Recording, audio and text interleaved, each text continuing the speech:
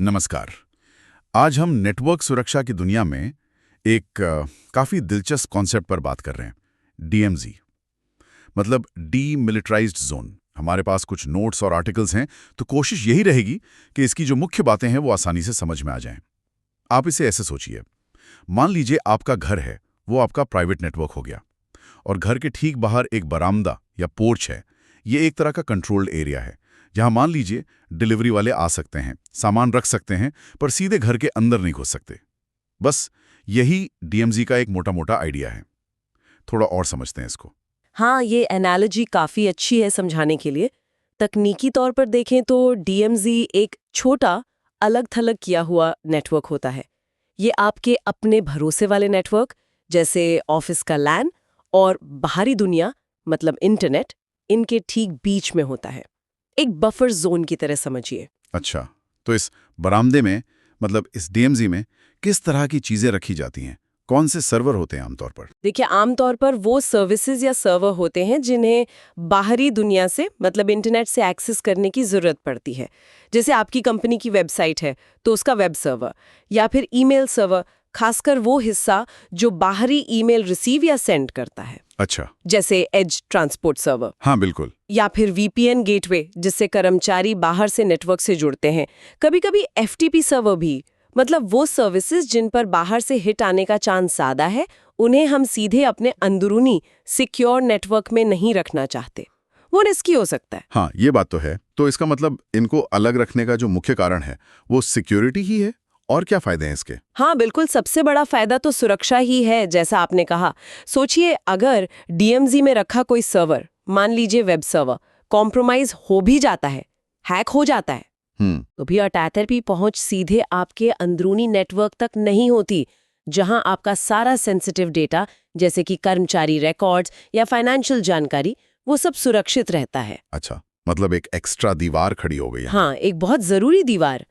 इससे आप ये भी कंट्रोल कर पाते हैं कि कौन सा ट्रैफिक कहाँ जा रहा है, किसकी इजाजत है, किसकी नहीं, और ट्रैफिक पर नजर रखना, उसकी निगरानी करना भी आसान हो जाता है। ठीक है, ये सिक्योरिटी वाला एंगल तो समझ आ गया, पर इसे बनाते कैसे हैं? आपने फायरवॉल की बात की थी शायद, उसका क्या रोल है इसमें? हाँ, फायरवॉल तो इसके बिल्कुल सेंटर में है। सबसे भरोसेमंद तरीका जो माना जाता है वो है 2 फायरवॉल इस्तेमाल करना। एक फायरवॉल होता है इंटरनेट और डीएमजी के बीच।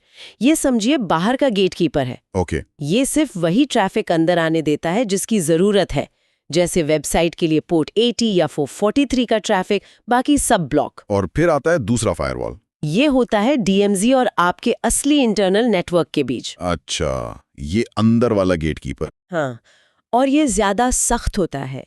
इसके नियम बहुत कड़े होते हैं। ये डीएमजी से अंदर की तरफ आने वाले किसी भी अनचाहे कनेक्शन को रोकता है। सिर्फ बहुत ही जरूरी और कंट्रोल्ड कम्युनिकेशन की इजाजत होती है, वो भी शायद अंदर से शुरू हो। लेकिन ये दो फायरवॉल, इनको मैनेज करना मुश्किल नहीं होता होगा? मतलब कॉन्फ़िगरेशन में अगर जरा भी चूक हो गई तो? हाँ, ये सवाल बिल्कुल जायज है।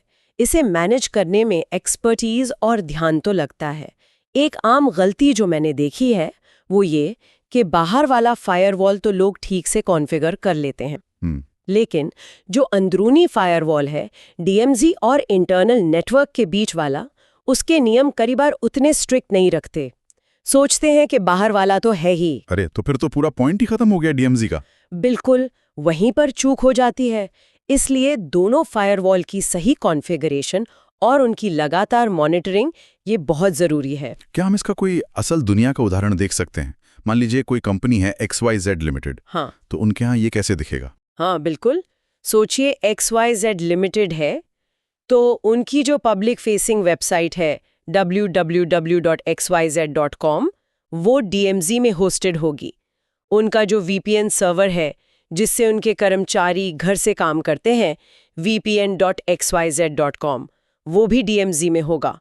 और शायद उनका ईमेल गेटवे smtp.xyz, जो बाहर से ईमेल रिसीव करता है, वो भी डीएमजी में। ठीक है, और उनका अंदरूनी सामान, जैसे डेटाबेस वगैरह? हाँ, तो उनके जो क्रिटिकल सिस्टम्स हैं, जैसे कस्टमर डेटाबेस, उनका एचआर सिस्टम, फाइनेंशियल रिकॉर्ड्स वाले सर्वर, फाइल सर्वर, ये सब उनके इंटरनल सिक्योर नेटवर्क में रहेंगे, डीएमजी से पीछे, दूसरे फायरवॉल के पार। ओके, तो जब कोई बाहर से वेबसाइट खोलेगा तो ट्रैफिक पहले बाहरी फायरवॉल से गुजरेगा, DMZ में वेब सर्वर तक जाएगा। अगर वेब सर्वर को मान लीजिए अंदरूनी डेटाबेस से कोई प्रोडक्ट की जानकारी चाहिए, तो वो वेब सर्वर अंदरूनी फायरवॉल के जरिए एक बहुत ही कंट्रोल तरीके से स्पेसिफिक पोर्ट पर डेटाबेस सर्वर से रिक्वेस्ट करेगा। डायरेक्ट खुली छूट नहीं होगी। समझ गया।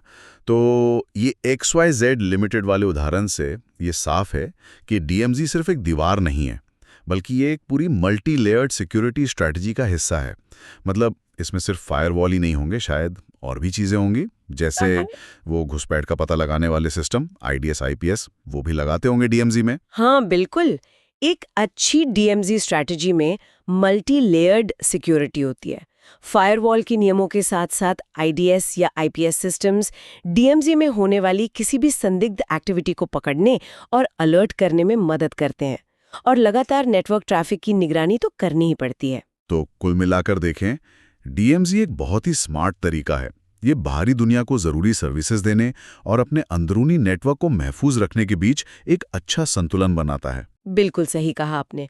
और ये समझना भी ज़रूरी है कि ये सिर्फ बड़ी बड़ी कंपनियों के लिए नहीं है। कोई भी ऑर्गेनाइजेशन, चाहे छोटी हो या बड़ी, अगर उसकी इंटरनेट पर मौजूदगी है, मतलब वेबसाइट है या ईमेल इस्तेमाल होता है। आज की इस बातचीत के बाद एक सवाल